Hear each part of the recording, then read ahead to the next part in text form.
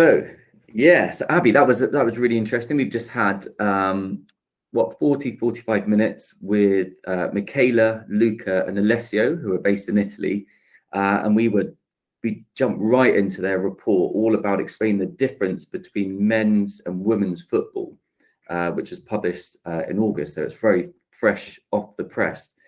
We asked them a number of questions, but what through their answers really jumped out for you? What was the thing that you were really interested in? Yes, first I just think like it's really important to say that I feel like they've really they've opened the door for so much more research. And I think even that discussion that we had, we're like, oh, but we could talk about this and also we could look at that and then we could look at that as well. So I think, yeah, it's really just kind of opened the door for lots more exciting research.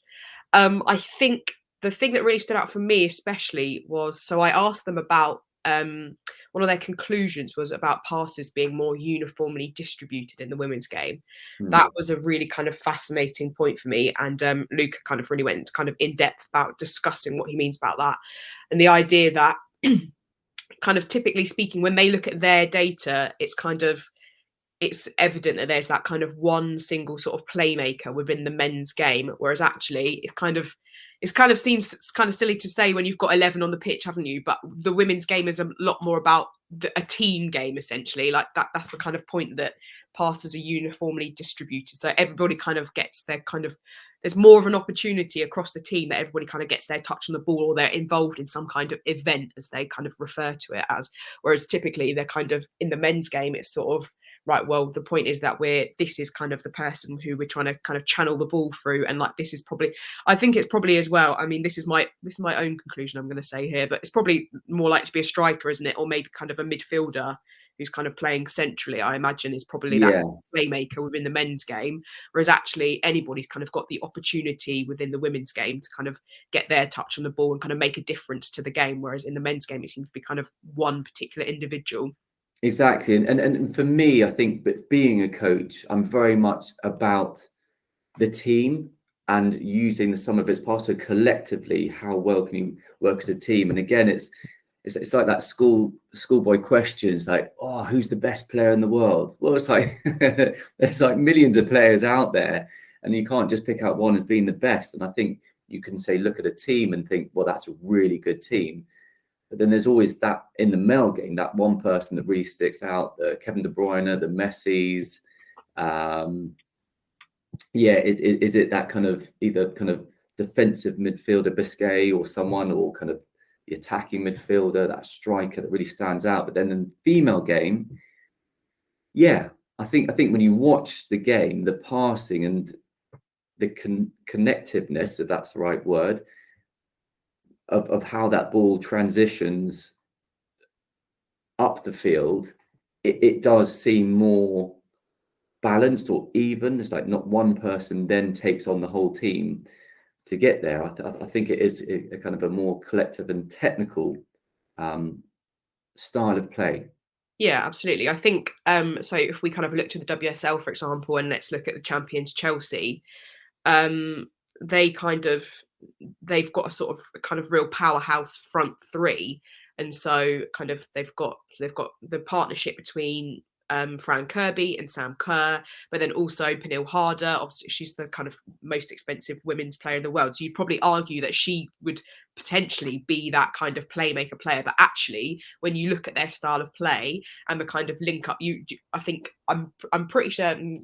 Don't quote me on this for sure, but I think Kerr and Kirby were top of the list in terms of assists and goals last season, and that's because they're using each other rather than being that one single player. But even then, you have to look even to the midfield. So if you look at G, for example, and Cuthbert, they're the link ups between in that midfield. And even if you then look back to the defence, so for example, Millie Bright, and even back to the keeper as well, that kind of they're the kind of transition between the whole team rather than that being that one person that like, okay, well, we're getting the ball to them, they're going to be the one that's making the impact. Actually, it is a team kind of collective performance. Yeah, because again, looking at where they picked up their data from for their report, they were looking at the two World Cups, one in 2018 for the men, 2019 for the female. So you are looking at the best of the best in theory. So I don't know if we're to predict the future, would we say that in the female game, you'll start to see more individuals coming out within a game, like you see in the male game, or as Luca also highlighted, that you would probably see more technical females across the board coming out of the game, because if you're comparing the difference between strength, so maybe, and I think Lucas said this, that the men depend more on their strength to win in the battles, either kind of defending or attacking, whereas the women would probably be more towards the technical side to achieve their goal on the pitch.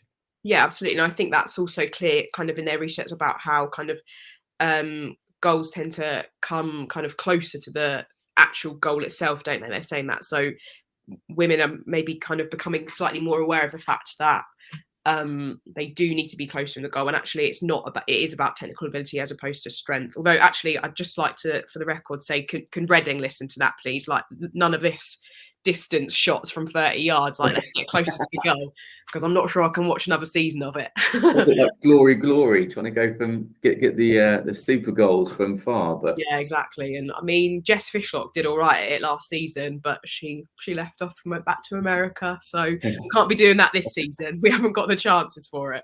So yeah, and the research backs it up there clearly, doesn't it? So yeah, absolutely, kind of that technical ability is. It does. And again, if we were to encourage specific people to either watch our main video, which is on YouTube, which is the in-depth interview, or to actually pick up their research and kind of pick through the bits in there, I guess it would be coaches. So it'd be coaches of the female game, and it would really highlight specifics for particular sessions that they're going to put on. So based on that research and the details that came out of that, as you said, the women's game, they usually get closer before taking those shots. And I guess also fans and journalists to kind of get a real understanding of what the female game is and what the kind of the key elements of the female game. Yeah, definitely. I think the other thing that's a really kind of big that's come out of it, or not necessarily big from them, because obviously they've just highlighted it in their introduction, but this kind of idea about the fair goal height. So I think, yeah, almost controversial to some people, but I think the reason it's controversial is the way that it's articulated, because actually I think what it is that you can use this kind of research, especially because the science and the data is there, actually, if it's presented in a more positive light, people will probably be a bit more kind of understanding and maybe willing to take it on board. Because right now, I think where the women's game is so often compared to the men's game, a lot of people get kind of uppity about it, because they're actually like, no, but we're as good as the men's game. Like, the men's game isn't the standard. So actually we're going to play as the men do, because like we don't need to be compared to them, and we're not lesser than them, for example. But actually, if you kind of flip that and look at it at, well, it's going to improve the kind of technicality of the game, and actually you'll see the quality of the game improve, because if we did have smaller goals, then obviously, like, I think, yeah, I definitely think it's the way it's articulated, the way the idea of presented. It needs to be presented in a more positive kind of frame, rather than, oh yeah, well, we're going to get that because the women's game kind of, they're not as good, like they're not as strong, they're not as tall and stuff like that. I think it needs to be presented in that way that shows that, well, yes, so women are smaller, so actually it would kind of make sense that there would be smaller goals, because actually then what that does is drives the kind of ability and the technical kind of, it just puts it on a more positive projection, rather than kind of being this idea that it means that we're lesser than the men's game. But actually what it does on the flip side is it improves the technicality of the women's game. Yeah, and I think that definitely feeds into possibly another interview, so involving players from grassroots up to the elite level to discuss that fact, because I think it's something that should be discussed, and then hopefully some sort of conclusion coming off the back of that. Yeah, definitely. Yeah. Well, thank you for your time. And again, for those of you interested in watching the full interview, then head to our YouTube channel and you'll find all the information there. Thanks, Abby. No worries.